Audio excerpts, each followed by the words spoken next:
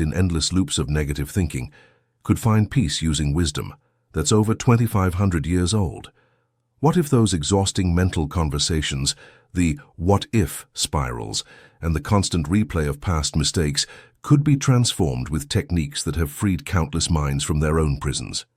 Today, I'm sharing 5 powerful Buddhist practices specifically designed to break the cycle of overthinking and negative thought patterns.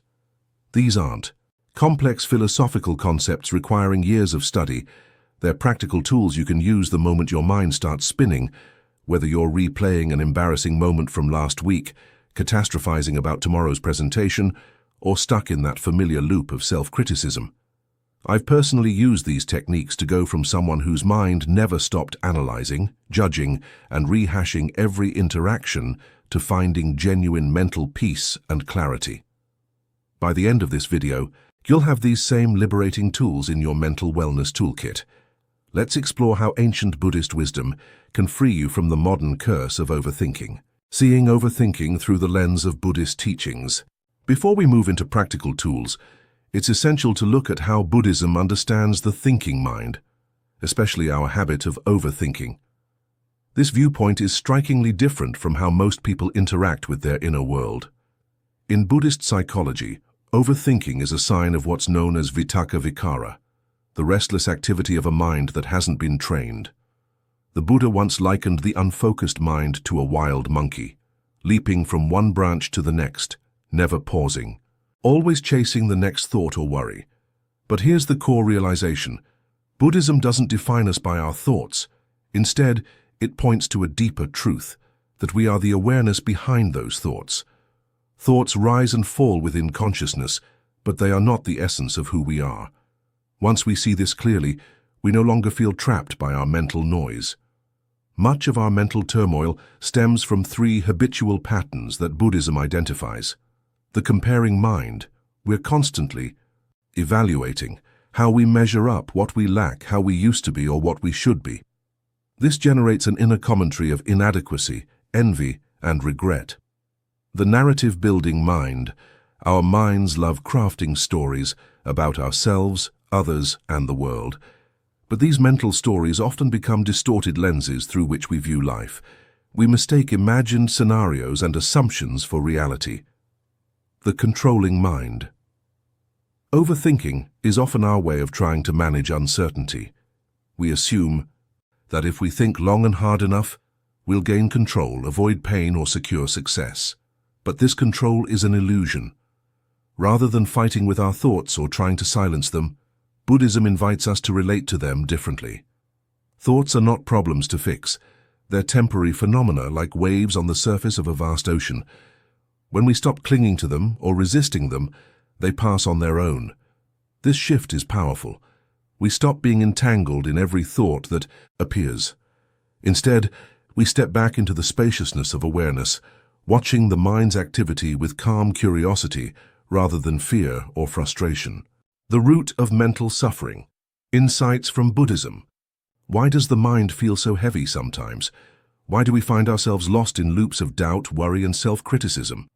According to Buddhist wisdom, the problem isn't simply that we think too much, it's that we've forgotten how to relate to our thoughts wisely. The mind by nature generates thoughts constantly. That's not a problem. What creates suffering is our attachment to these thoughts, our tendency to believe, react to, and wrestle with every passing idea as if it were absolute truth. We grasp at control. We cling to what we want, fear what we don't, and demand that life fit neatly into our expectations. But life is uncertain by design, always changing, always moving. And when we fight this reality, we suffer. The more we resist what is, the more we feed the storm inside our heads. Buddhism doesn't ask us to stop thinking or force the mind into silence. It invites us to wake up to what's happening inside, to see thoughts not as enemies, but as weather, forming, shifting, dissolving. Some thoughts are dark clouds, others are passing breezes, but none of them are permanent. None define who we are. With practice, we begin to notice a subtle shift.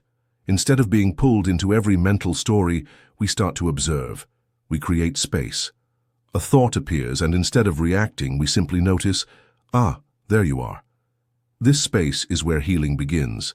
Peace doesn't come from mastering the mind, but from making peace with it, from sitting beside our thoughts, rather, than getting swept away by them.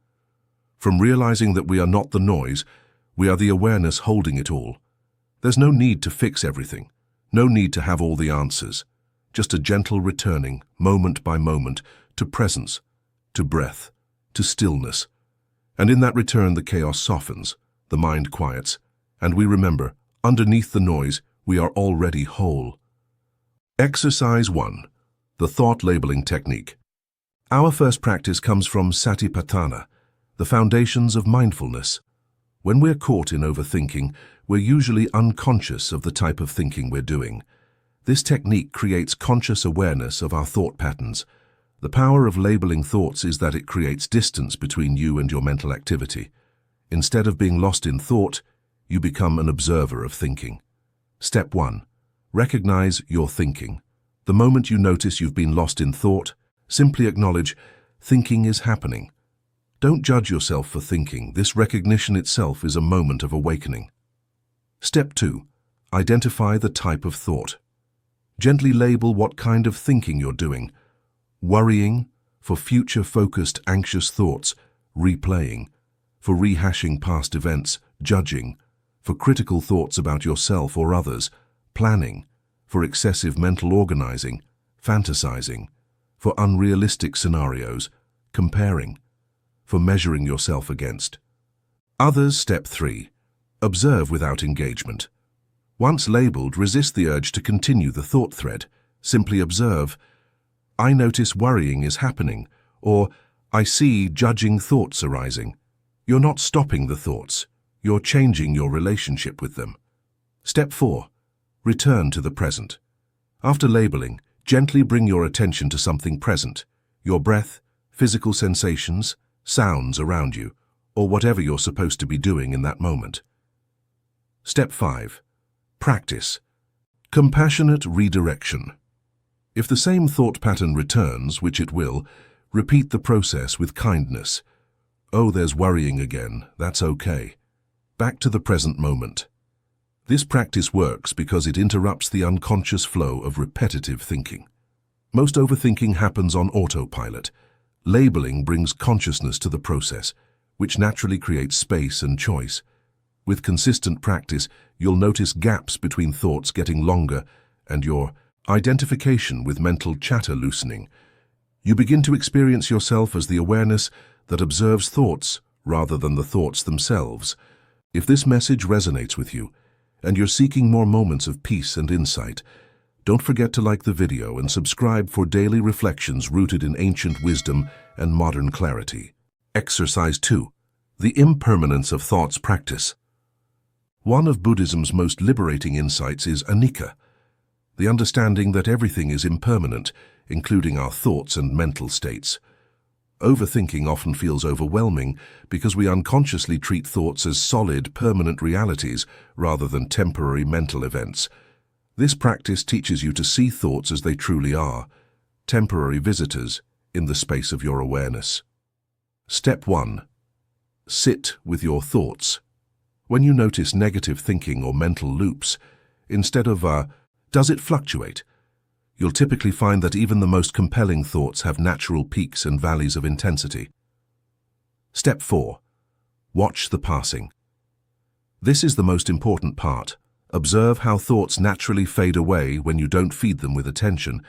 If you don't grab onto a thought and spin a story around it, it will dissolve on its own. Step 5. Appreciate the space. Notice the moments of quiet between thoughts. These gaps prove that you are not your thoughts. You're the spacious awareness in which thoughts appear and disappear. Rest in this awareness. Step 6. Apply the insight. When caught in overwhelming thoughts, remind yourself, this thought is temporary. It arose from nothing and will return to nothing. I don't need to solve it, fix it, or make it go away. I can simply let it be. This practice is particularly powerful for people who get caught in emotional thinking. When you truly understand that even the most intense negative thoughts are impermanent, they lose their power to control your mood and behavior. Many practitioners discover that thoughts are much less substantial than they previously believed. What seemed like urgent mental emergencies begin to feel more like weather patterns, temporary conditions that don't require immediate action. Exercise 3. Turning the inner critic into an inner friend. Buddhist wisdom teaches that one of the most powerful forms of healing comes not from fixing ourselves, but from learning to relate to ourselves with compassion. So often, our thoughts are filled with self-judgment. We call ourselves failures, convince ourselves we're behind, or punish ourselves for not being perfect. This quiet stream of inner hostility might seem normal, but it slowly erodes our confidence, peace, and well-being. But here's the good news. Just as the mind can learn harshness, it can also learn kindness. We can teach ourselves a gentler way to speak, to think, to relate inwardly. Step 1. Catch the voice of self-attack. Start by listening. Pay attention when the inner voice says things like, "You always screw this up." "You're not smart enough." "No one else struggles like you do." These phrases may sound familiar, and that's okay. Awareness is the first step. Just notice that this voice is present, and name it gently. This is the voice of all self-criticism. Step 2. See the pain beneath the critic. Rather than reacting with more judgment, "I shouldn't be thinking this," meet the inner critic with compassion. This voice likely emerged during times when you were hurt, rejected, or afraid. It's trying to protect you in the only way it knows how. You might say internally, "I see you're trying to keep me safe, but I don't need to be treated this way anymore." Step 3. Nurture a new inner relationship. Now begin to invite a new tone. One that's patient, encouraging, and loving. Speak inwardly with the same kindness you'd offer someone you deeply care about. Try saying things like, "You're allowed to be learning. Even with your mistakes, you are still worthy of love. This is hard, and you're doing the best you can." Repeat these words often, not just when things go wrong, but especially then. Over time, this voice of kindness grows stronger, and the critical voice loses its grip. You don't have to be perfect to be at peace. This practice isn't about pretending to be flawless. It's about creating a safe space inside yourself, a space where you can rest, grow, and heal.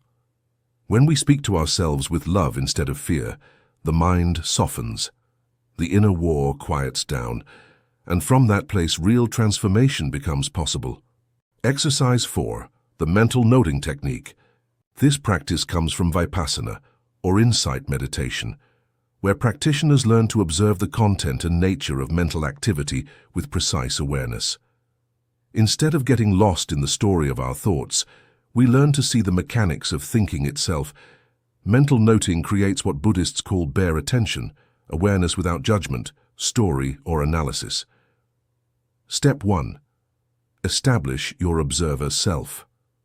Sit comfortably and imagine there are two aspects of your mind: the thinking mind, which produces thoughts, and the observing mind, which notices thinking. You're going to strengthen the observer. Step 2. Watch for mental activity. Notice whatever arises in your mind: thoughts, images, memories, plans, judgments. Don't try to control what comes up. Simply observe with curiosity. What is my mind doing right now? Step 3. Make simple notes. When you notice mental activity, make simple, neutral notes. Remembering, for memories. Planning, for future-focused thoughts. Judging, for evaluative thoughts. Imagining, for fantasy or speculation. Doubting, for uncertain thoughts. Wanting, for desire-based thoughts. Step 4. Keep notes. Simple. Resist the urge to analyze or elaborate. If you catch yourself thinking, "I'm remembering that embarrassing thing I said yesterday and now I'm wondering what people thought about it," simply note remembering and possibly wondering. Step 5. Notice patterns. Over time, you'll begin to see your mind's habitual patterns. Do you spend more time in past-focused thoughts or future ones? Is your mental activity mostly self-focused or other-focused? Are certain types of thoughts more sticky than others? Step 6. Apply in daily life. Use this technique throughout your day. When you catch yourself in mental loops, take a moment to note what type of thinking is happening. This creates immediate space and choice about whether to continue the thought thread. Step 7. Appreciate your mind's creativity. Begin to see your thinking. Mind as incredibly creative and active, rather than problematic. You can appreciate its productivity while choosing not to follow every thought it produces. This practice is powerful because it develops what Buddhism calls metacognitive awareness, awareness of awareness itself. You begin to see that you have much more choice about what to do with your thoughts than you previously realized. Many practitioners find that once they can clearly see their thinking patterns, those patterns naturally begin to shift. Unconscious mental habits lose their power when brought into the light of awareness. Exercise 5. The pause and see method. A mindful response to overthinking, rooted in Buddhist awareness. When the mind begins spiraling into loops of doubt, anxiety, or replaying the past, we often react in extremes, either trying to silence the mind forcefully or getting swept away by its noise. Buddhism encourages something different, right effort, a path of neither suppression nor indulgence, but skillful redirection. The pause and see method is a gentle technique that allows you to break free from mental loops by creating space and returning to presence. P. Pause the pattern. The first step is simply to pause. When you catch yourself lost in rumination or rapid-fire thinking, mentally say, pause. It's like gently putting the mind in neutral, not slamming on the brakes, just taking your foot off the gas. You're signaling to your system, I don't have to follow this trail right now. Attune to the breath. Now take one slow, conscious breath. Let your attention sink into the sensation of the inhale and exhale. This breath is your grounding point, a moment where you return to the body and to life as it's happening now, not as imagined in the mind. You understand what's arising. Instead of judging your thoughts, simply notice, what's really going on inside me? Is it fear, uncertainty, shame? Ask, what emotion is underneath these thoughts? What is my mind trying to protect me from? Understanding gives you perspective. It shifts you from being inside the storm to observing it from a distance. Shift your focus gently. Now that you've created space, shift your attention in a helpful direction. You might bring awareness to your physical surroundings, return to the task at hand, move your body, stretch, walk, feel your feet. Offer yourself a kind phrase, this too will pass, or I am safe right now. Engage with wise intention. From this grounded place, decide your next step. Instead of reacting automatically, you respond wisely. Ask yourself, what would be the most compassionate thing I can do now? What really needs my attention in this moment? Even if you return to the same issue, you do it from a clearer, calmer inner space. Use it. In specific scenarios, when worrying about the future, ask, is this happening now or just imagined? When caught in regret, ask, what is still within my power to do or learn? When stuck in self-criticism, ask, what would I say to someone I love who felt this way? When overthinking a decision, ask, what is one small, safe next step I can take? When fearing judgment, ask, am I assuming what others think, or am I just afraid of being vulnerable? Why this works? The pause and see method brings mindfulness into the exact moment you need it most. Not later, not after the spiral, but right in the middle of it.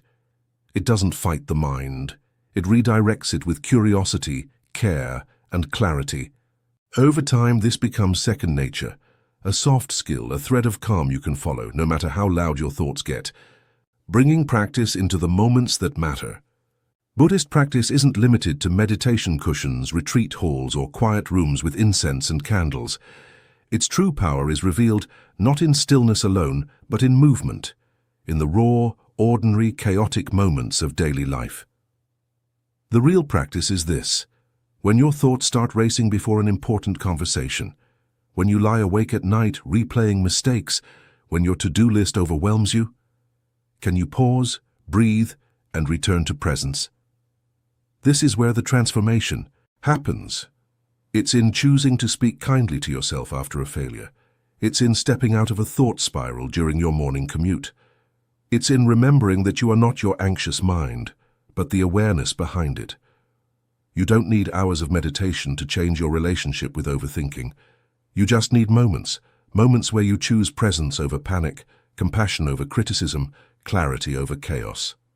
So let practice weave itself into the fabric of your daily life. Let your morning coffee be a mindfulness ritual. Let your walk to the store be a time to breathe instead of analyze. Let your moments of doubt become invitations to soften. Let silence be a teacher, not a void you rush to fill. And most of all, let your imperfection be welcome. You'll forget. You'll fall back into old loops, that's okay. What matters is that you notice and return. Each return strengthens the habit of inner peace. Each return makes the next one easier. Each return is a quiet revolution. In the end, this is the essence of practice, to live with a little more kindness, a little more awareness, and a little more freedom, right here in the middle of your beautiful, messy thinking life.